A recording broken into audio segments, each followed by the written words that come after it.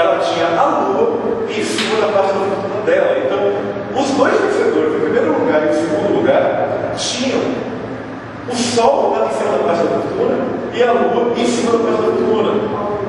Interessante é que o Sol, o princípio masculino, estava em cima do mapa do homem e a Lua do princípio feminino em cima do mapa da mulher. Aí quer dizer, a gente tem. E o interessante é que o segundo lugar, quem tirou o segundo lugar no passado, ninguém nem imaginava que ela ia tirar o segundo lugar, porque ela era meio irrelevante. Ela era tão irrelevante que eu não lembro o nome dela. Então ninguém todo mundo se lembra do Diego, não. Todo mundo lembra da Iris, que foi em quinto lugar. Mas ninguém lembra do nome do segundo lugar. Foi uma garota boa, lembra um menino, eu só lembro disso. Ela só foi em segundo lugar. Assim.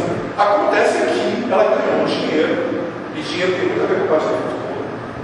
E estava afetando uma matéria, e isso se repete. Porque você pode perceber a televisão, a fé, através daí. E também, pelo estudo das evoluções solares dos Big Brothers. Né? Você vai pegando o mapa deles, e você olha a revolução solar, e você percebe que vai ter determinado comportamento, diversas determinadas conformações. E às vezes as pessoas que assistem o programa, os familiares dizem: eu não estou reconhecendo, ele não é assim. Entende? Ele é assim naquele ano, mas você tem uma cidade tem que ser assim no ano em que ele deveria ser de outro jeito do que é o caso, entendeu? Mas assim, existe uma dinâmica e que é possível identificar fazer as previsões, identificar processos, né?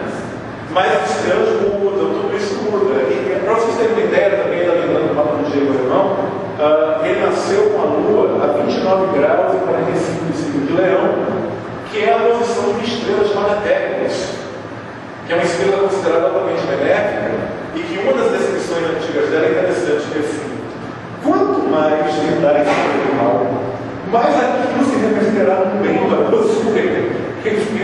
Então, quer dizer, quanto mais atacada a pessoa é, mais ela cresce. Mas talvez se não tivesse atacado tanto, não fosse rolar o que teve rolando. Mas muda, cada ano a revolução solar muda, mas seu potencial não permanece o mesmo. Você ia fazer uma pergunta interessante? Não? Assim, o ascendente, quando a gente nasce, é um ascendente. Aí eu já vou falar que quando você atinge uma certa idade, não tem esse ascendente. Na verdade, não. É o seguinte: o que se diz geralmente é que a partir dos 30 anos o ascendente domina mais do que o signo. Isso não é verdade. Mas é o seguinte: um ascendente é quando a pessoa ainda no mundo. O ascendente depende da hora que você nasceu. Então, a hora que você nasceu define esse ascendente. Você já é o ascendente, você coloca a cabeça para fora e nasce. Você já é o ascendente. A maneira como você nasce já é o ascendente. Então, o que acontece? O ascendente é difícil de maneira muito clara em qualquer criança. Às vezes, mais do que o signo solar, você olha para uma criança e fala: mas ela é de câncer, não parece, porque ela é tão barulhenta, tão gritalhona. Quando você vai ver o acidente é ácido, então ela é uma coisa mais gritalhona, escandalosa. E aí você vai vendo que tem muito a ver com aquilo. O que acontece é o seguinte: aos 29 anos, acontece uma coisa chamada retorno de Saturno, que é assim: o Sol leva um ano, a Terra leva um ano para dar volta em torno do Sol. A Lua leva 28 dias e meio, 29 dias. Marte leva 2 anos e meio. Saturno leva 28 anos e meio, 29 anos. Então o que ocorre é que a cada 28 anos e meio, 29 anos, a gente passa por um ciclo chamado retorno de Saturno, que se repete de novo quando você tem por 56 anos, que é o segundo retorno de Saturno, que é o momento em que, eu costumo dizer que naquele momento a pessoa ela passa a viver seus potenciais astrológicos com um pouco mais de maturidade da consciência. É como se ela se tocasse no ascendente. É a entrada definitiva no mundo adulto, eu costumo dizer. É a entrada no mundo adulto. Para a astrologia, antes dos 29 anos, nós somos jovens adultos. Eu diria que a adolescência, para a astrologia, ela se encerra aos 29. Tipo, a gente se torna adulto aos 29. Antes disso, a gente sai de vida. Aos 29 você encaixa.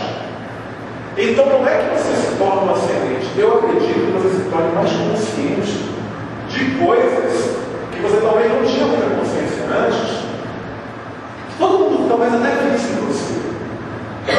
Eu digo assim: é como se você visse em você a árvore que está dentro da sua semente, mas que nem você identificou, mas é muito claro que o ascendente é muito óbvio. E o ascendente salta aos olhos. É muito mais fácil uma astróloga adivinhar